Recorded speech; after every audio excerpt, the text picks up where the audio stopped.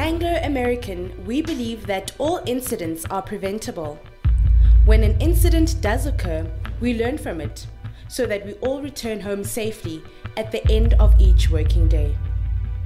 On Friday, the 15th of August 2014, at about 5:15 p.m., Ohenze Bernard Buitlwanye and his colleague were ending their shift and had to take the equipment used on site back to the storage container for secure storage overnight.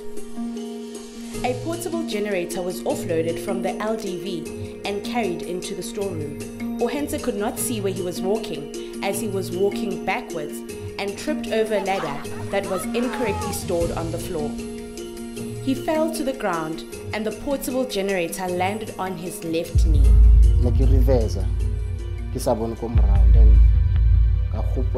Step ladder then cow. And I get to like a shave step ladder sell be looking now to Mokobani, Sitako baki, Mesilica mood my baki. I get so Florida.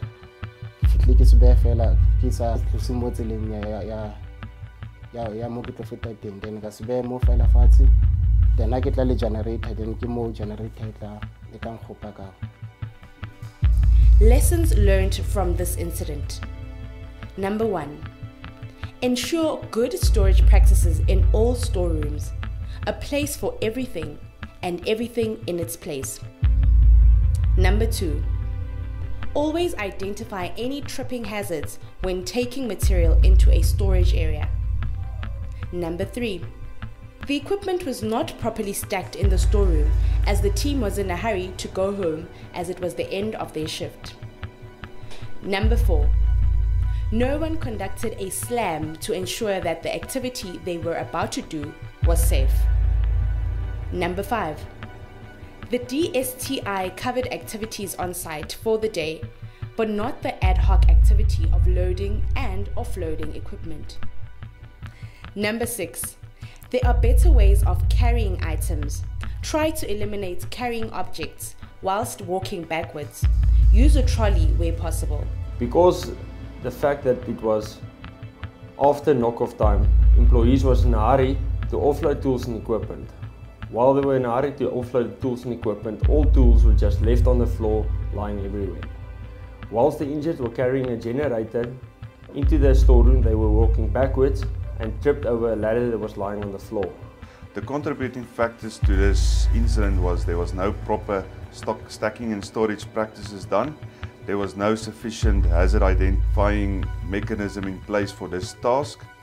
There was no sufficient supervision, and it was the end of shift and all the employees was in a hurry to get to their houses.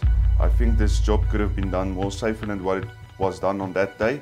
So we know that the SLAM process could have been followed for that task.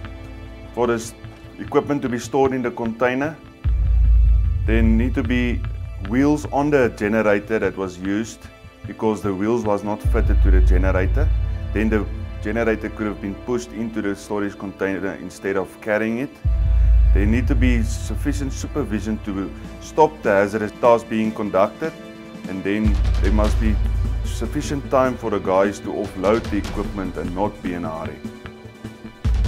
Remember, a clean work area is a safe work area.